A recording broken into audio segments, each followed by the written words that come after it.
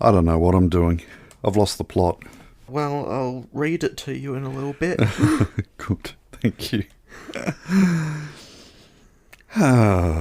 Colin had a problem and a microphone to spare.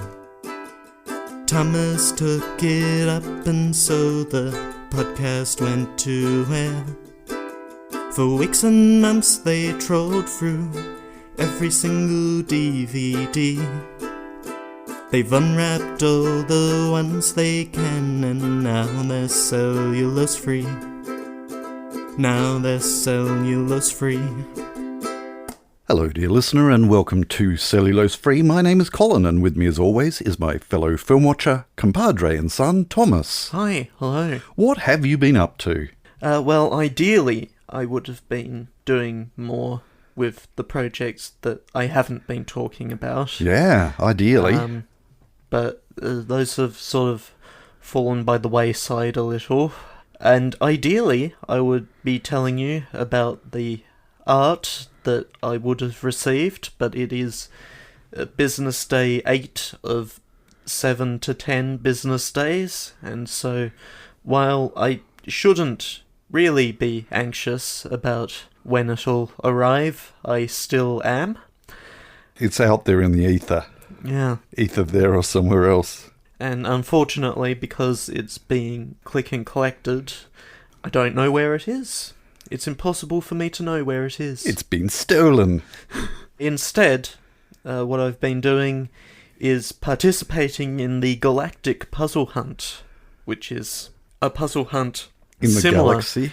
Similar to the MIT Mystery Hunt, you know, the instructionless puzzles from which you are expected to produce typically a word or phrase.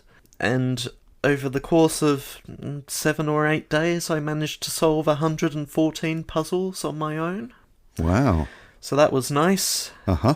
I did not finish the hunt. Right. I needed another 100 or so puzzles in order to be able to finish the hunt, but no, it was good. So Red October remains unfound. Yes. Right.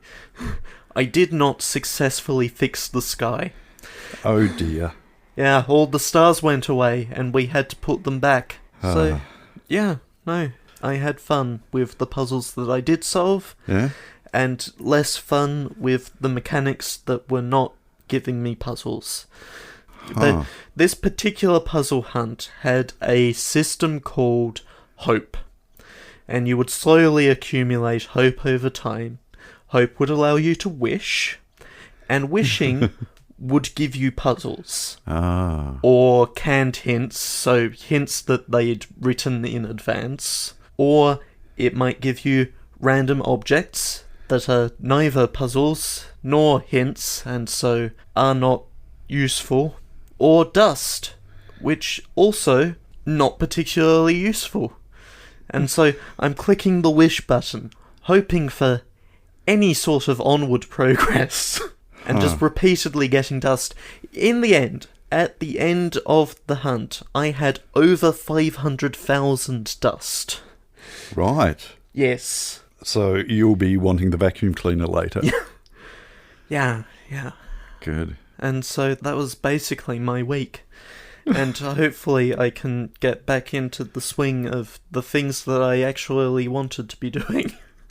Hang on. Let's be clear here, though. Oh, obviously I wanted to do that. Yes. Which precluded you from but doing the other things that you wanted to do. I hadn't planned on doing it beforehand. Right. So it was a bit squirrel-like.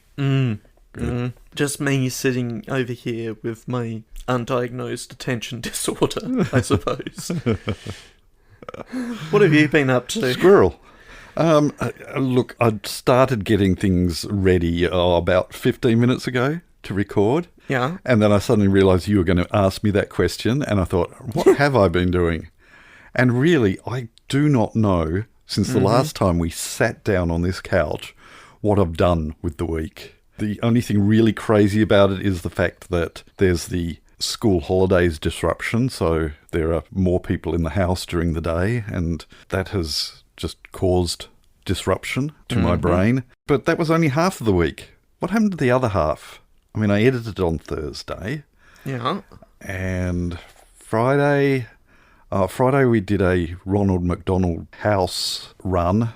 We go out and buy individual serves of margarine and Vegemite and peanut butter and jams, spreads for Ronald McDonald House in Hobart to keep the occupants happy.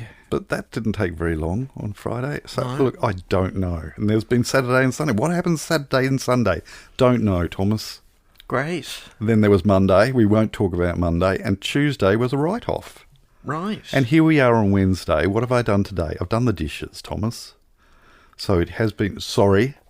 So on Tuesday, did you do the dishes on Tuesday? Now, did I? No. Tuesday I mowed the lawn. Right. No, Monday I mowed the lawn. No, it was Monday. Monday I mowed the lawn. I'm quite sure it was Monday. Yes, I'm definitely sure it was Monday. See, I forgot even that. And it was a jungle out there. It makes me wonder how I kept from going under. Anyway. And today I also made a phone call. Right. So that wiped out the day. It was a good phone call, though, but it was a hard phone call. The study that I had to remove myself from due to the fact that I needed to go back on cholesterol medication, I got an email from them saying, we've investigated with our research team and they actually want me to continue doing the questionnaires, whether that's for baseline or what have you. I don't fully understand it, but got an email saying, look, if you're interested, we'd like to keep you on board. And so I'm back on the team, Thomas. Right. I'm team guinea pig without the possible side effects of medications that I suspect did have various side effects. But I don't know. Who knows what I was on? Who knows what I'm on now? Cholesterol meds, presumably. Yeah, I'm on cholesterol meds. Yeah, which, depending on who you ask, are a blessing or a curse. So, or both. Anyway, so complete write-off for the week other than those important key moments. We've got a film to watch, Thomas. Let's not stall here. Let's get straight into the chaos and mayhem of Tim Burton, shall we? This week we're watching Tim Burton's 2001. I was going to say 2001. Very prophetic. You know, we're meant to have spaceships orbiting Jupiter and also people heading off into space to meet monkeys. Apes. Sorry, I keep on saying monkeys. So, Tim Burton's Planet of the Apes. Would you tell our dear listener, from whichever place that you can glean a decent plot synopsis from, what it's all about? Leo, a brash astronaut, crash lands on an uncharted planet where talking apes dominate humans. In order to return home, Leo must outrun an invincible gorilla army led by a ruthless general in order to reach a sacred temple that holds shocking secrets about mankind's past and the only hope for its future. We're going to watch it on Digny Plug. Yep. And we don't even have that set up. No. Gee, we are so unprepared. No, let's not bother. Right. Let's end it here. Let's watch. I'm sure it was a film. Let's watch 2 hours of black screen. Black screen, yeah. In silence. Wow. I wonder if that's CGI. I assure or is it you a practical effect? No, that's definitely a practical effect. Wow. Yeah. Took 20 special effects people. I think it's all done with models. Anyway. All right. I'm bored with this black screen. Great. We shall wind up the clockwork in the set-top box, bring up Digny Plug, and watch Tim Burton's Planet of the Apes, and then we'll come back and talk about it. So we shall catch you on the flip side. Turn to side A2. No, we can't do that. There's no turning of sides when we're watching it on a streaming service. It would all be reversed. I shall rotate the television. Great, more black screen. You mongrel.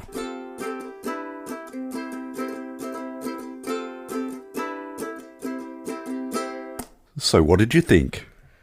Well, let's start with the good news. Yeah?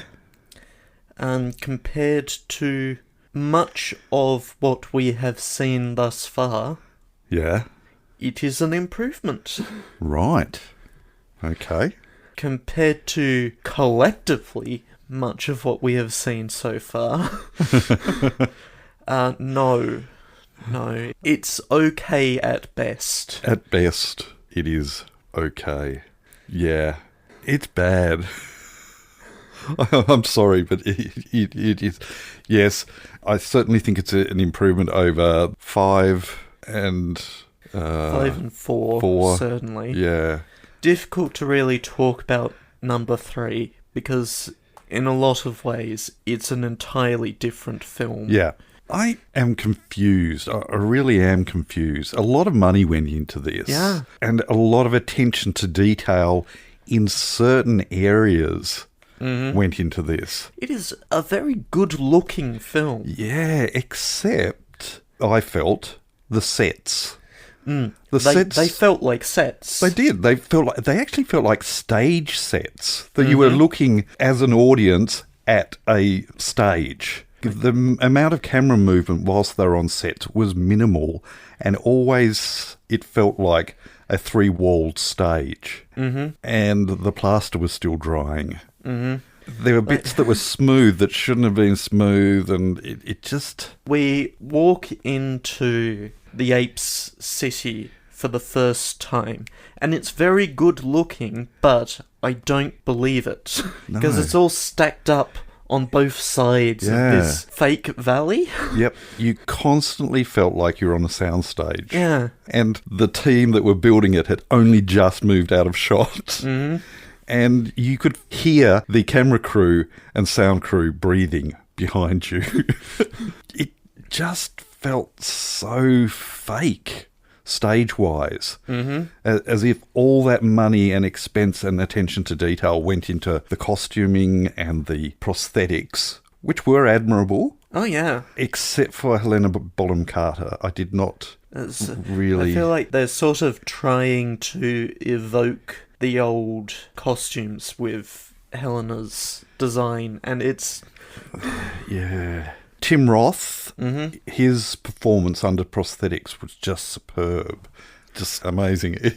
During the credits, David Warner's name appeared, and I had absolutely no recollection of him being in it. And when he came on, even behind prosthetics, you knew it was David Warner. His presence is just very, very recognisable. And the science fiction film owes so much to that man. He pops up everywhere and is prepared to have all manner of stuff slapped on his face to perform. And yet his own face still shines out, and his own face is so expressive that he almost didn't need the prosthetics here. Now, it's a strong performance, sure, from Tim Roth, but the dialogue...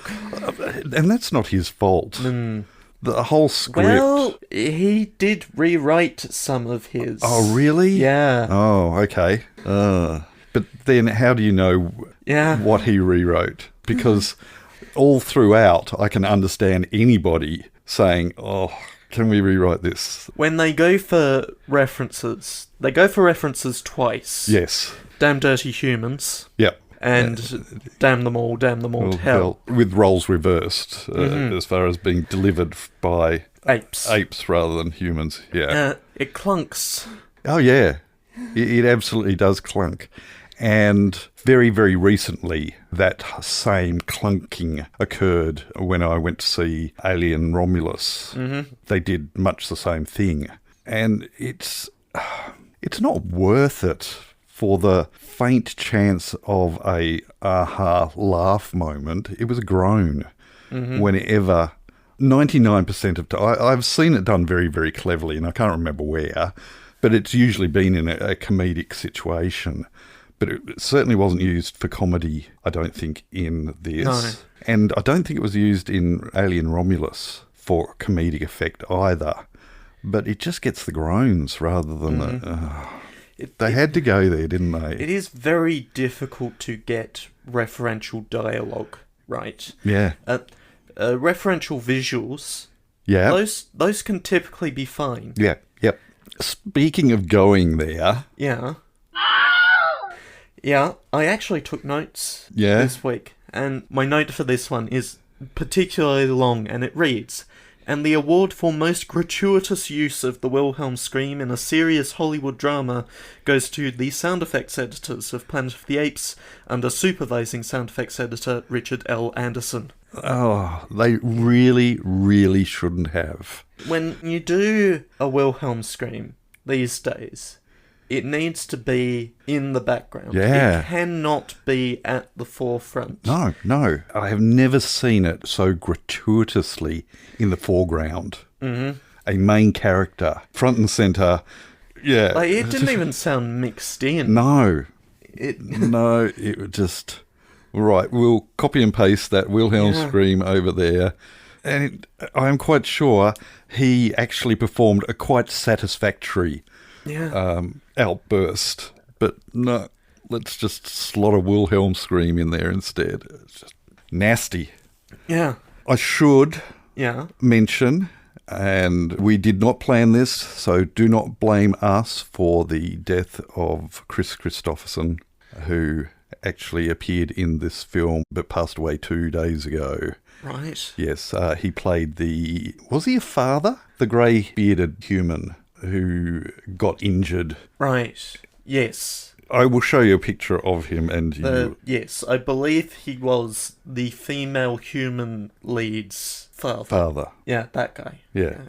Right, so the female human lead that was sort of a love interest but never was until the kiss at the end. Yeah. Yeah. That was the other gripe that I really had with this film. There were so many characters that you felt could have had so much more dimensionality to them and interaction, but I didn't care for any of them. No. Because there were so many and so little chance to actually form a emotional bond to. I mean, the kid, you didn't realise he was there. Like, when they were running through the tunnels and things like that, suddenly there's this extra face sort of appeared behind them, and I said, "Who's that?" And I go, "Okay, there's a kid with them now." And then he sort of pops up and down throughout the film and then becomes quite an important excitement point, supposedly. Mm-hmm. But because there wasn't that, there were people being injured, people being killed, and when I say people, I'm including apes here, that you just didn't have a chance to actually have an emotional bond with. We have the trader who makes a lackluster attempt to, like, betray the group, and that's it. Yeah. That's all he gets to do. Yep. Strange film. Going over my notes, I took several notes. Good. Yeah. The early 2000s, when future fashion meant bright, solid colours. Yes. Good, bright, solid colours. And then never comes up again, because we're interrupted by the storm, and then we never see anyone else from his time ever again. No, but bright, solid colours. Yeah. With a nicely fitted, sealed helmet. Yes. That's absolutely terrible helmets. He gets out of the ship, into the water, and the visor has flipped.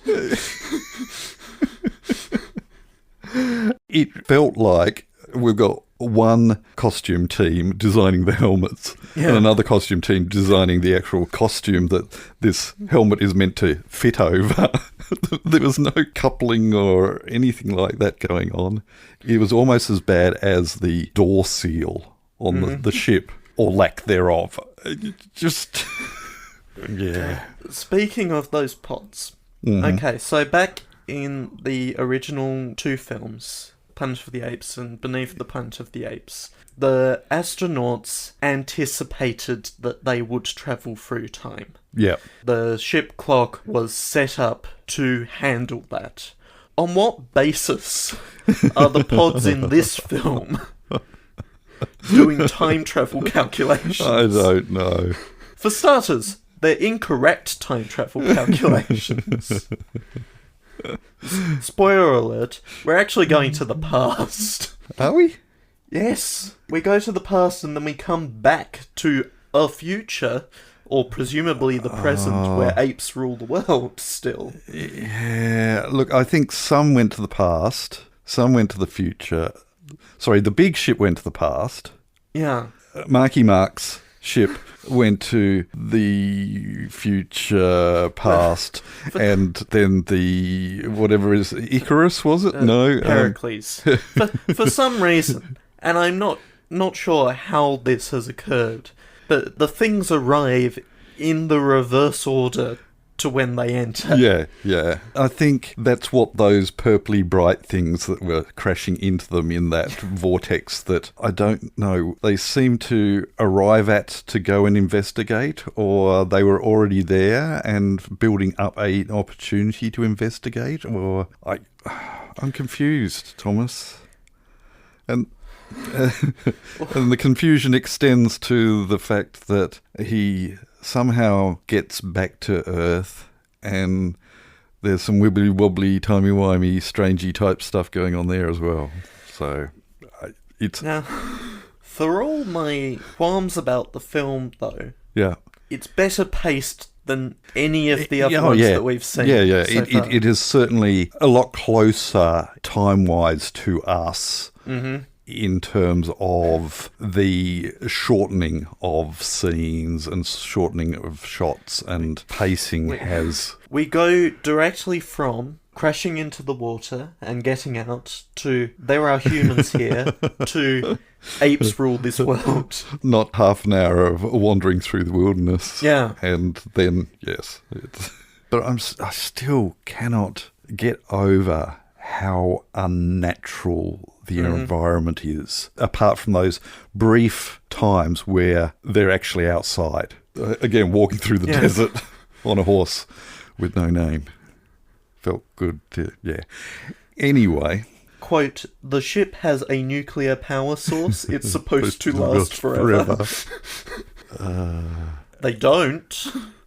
Meanwhile... Yeah. Danny Elfman was taking cues directly from the first movies, which was good. I felt as soon as the opening credits started that music was familiar enough to make me feel like we were watching a Planet of the Apes film. That link to the past was certainly there and done quite respectfully. During the closing credits... I think Danny felt like, okay, release the reins. We're rolling the credits. Let me do what I want to do. I think that might have been a separately produced remix and might have been the only credited music piece when we got down to the music section. So, might not have actually been Danny Elfman's fault. Sorry, I don't... The first piece of music in the closing credits. Right. I believe that may have been some sort of remix that wasn't done by Danny Elfman. Right, okay. He'd gone on to do other things. Right, including the second piece? The second piece, I'm pretty sure, was a Danny very Elfman. Very much Danny Elfman, yeah. The nuclear power source. Okay, whatever. It lasts forever. Yeah. How is this fuel cell still functional? I don't know. I don't know. I also using it as a kaboomy, as well. If it's nuclear, one doesn't use it as a kaboomy and then have the second part of the plan B jump into the recently nuclear kaboomy space. And if it's some sort of like hydrogen fuel cell for a big space station, why did it only last that long? I don't know. And I confess, if I was a major strategist, one also does not approach the place where the people are hiding. You choose anywhere but that direction. It's obviously they're planning something. So let's go around the other side.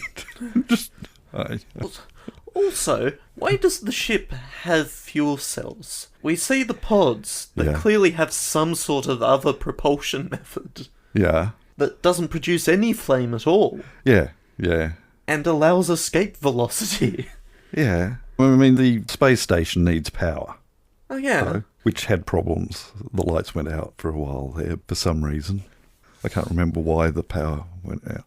Is that because they arrived at the spot? Yes. Right. Yes, okay. I believe so. Good. And the last note that I have here Mm-hmm. is that, okay, great, Tim Roth giving a powerful performance of clunky dialogue. The acrobatics. Oh, dear. Oh, boy. Especially when you have someone jump and then they start losing momentum and then gain momentum again whilst in midair. I mean, they're obviously on bungee rope type things that have been CGI'd out, but it just, yes. What are we doing here? Yeah, I don't know. We've ripped that apart, haven't we? That was brutal. Yeah. I mean, we're fairly brutal with 4 and 5, but I think we're far more on this. They weren't bad in interesting ways, is the problem. Yeah. This could have just been so much better. The time that it was made, it could have been just so much better. And I think it was at a stage where possibly the feeling was that Tim Burton could do no wrong. Mm-hmm. Before they learnt that, no, he could make mistakes, and I think he did with this. I think with more control over it, and I don't know. Can you tell me how much it cost to make? This film cost $100 million. Yeah.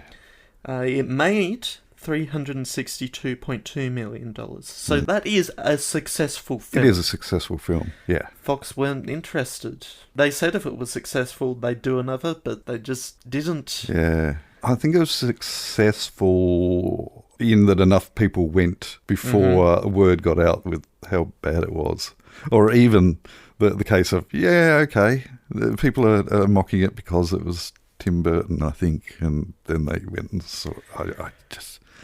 And so they sat on the franchise for another decade. Yeah, I'm glad they did. Yeah. Because I don't think what we've had recently would have happened. No.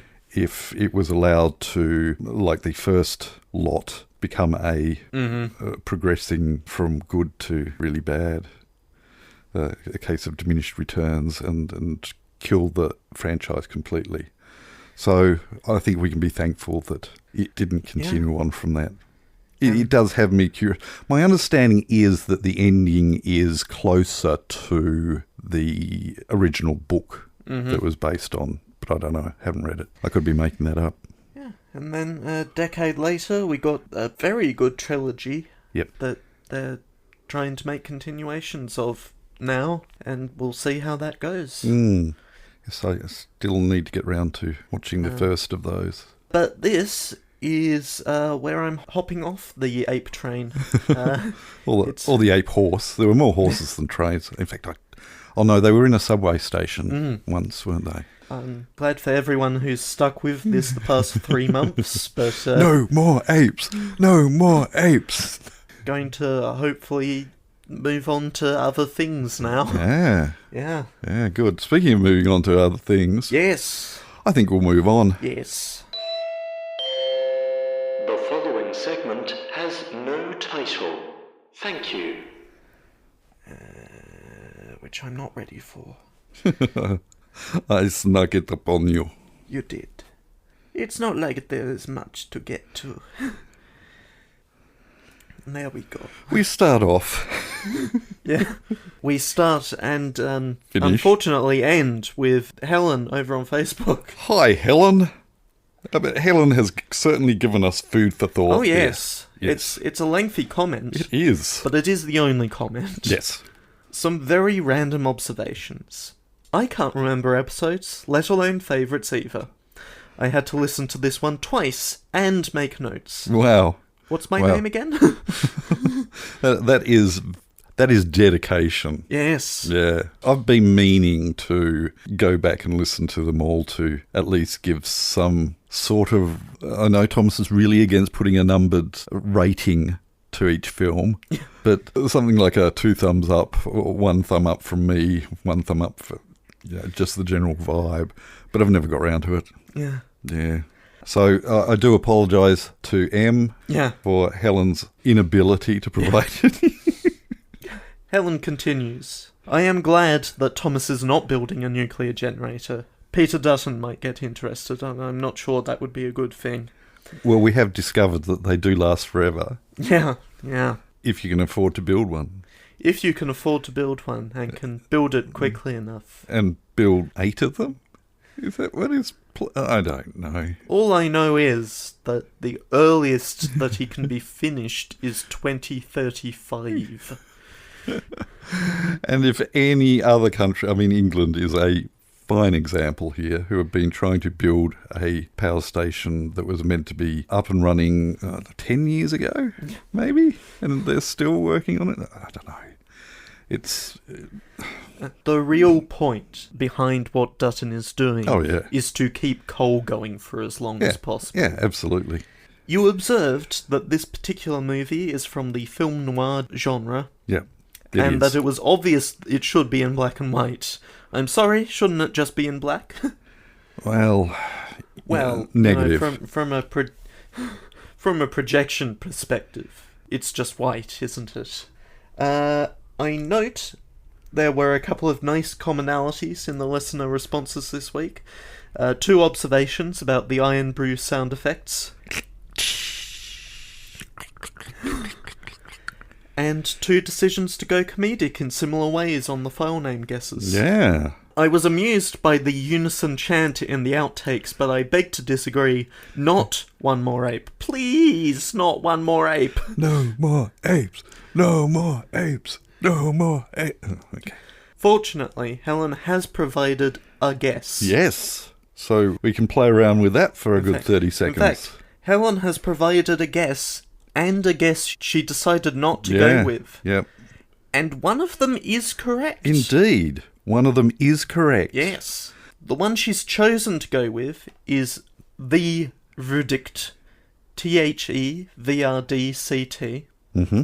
The one she chose not to go with was verdict. Mm-hmm. TVERDICT. Right.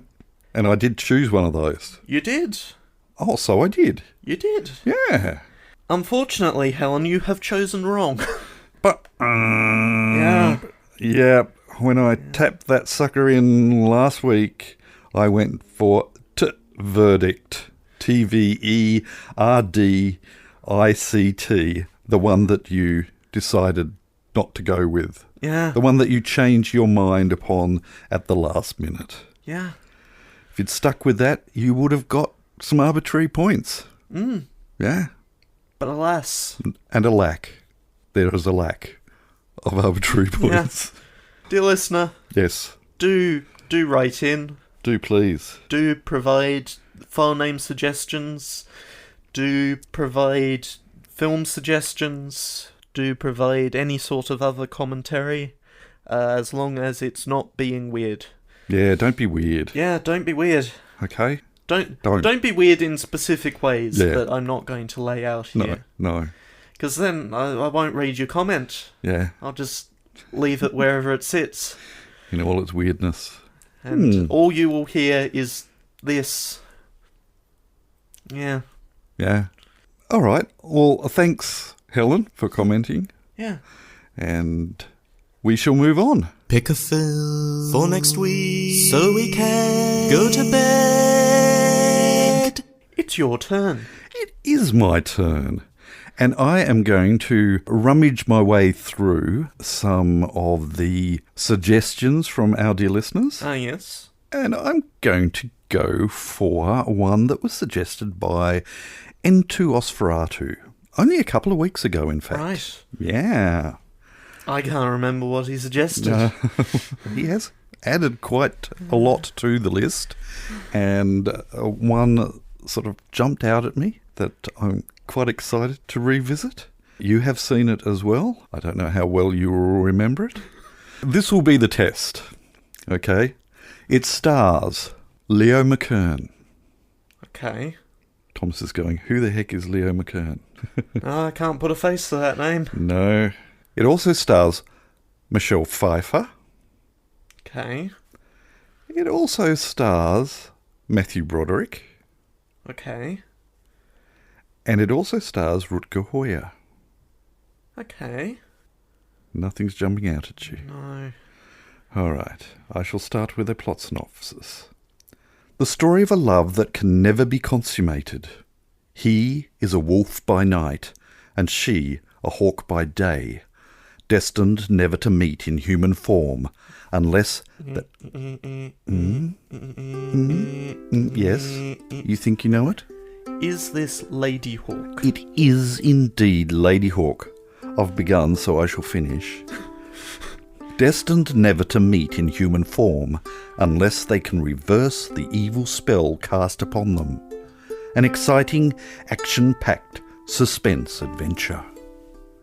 This is Lady Hawk. So it's Shrek then. Oh, they do some shenanigans like that too, don't they? Yeah. Yeah. Although it's only one of them that's experiencing problems. Yes. Yeah. One's locked in, the other one not so much. Mm. What do you reckon? Yeah? You've seen it, haven't you? Surely at some point, but Yeah, that's what I cannot suspected. remember. No. Next week, we are watching Lady Hawk. We hope that you can join us. But until then, we'll catch you next time. Bye. You have been listening to Cellulose Free. Your hosts were Colin, who produces and edits the show, and Thomas, who makes the artwork and music. Cellulose Free is recorded in the Deranged Cat Studios in scenic Tasmania, Australia. We keep track of our extensive physical media collection through My Movies, which we highly recommend. You can find links to that, as well as other places you can find us in the show notes. Cellulose Free is a Hi Hello production.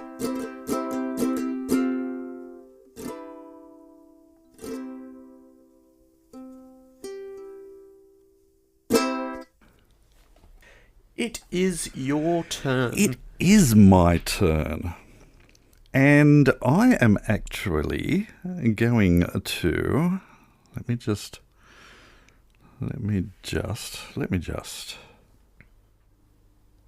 Hey, you take as long as you want. You're the one editing this. Yes, I am.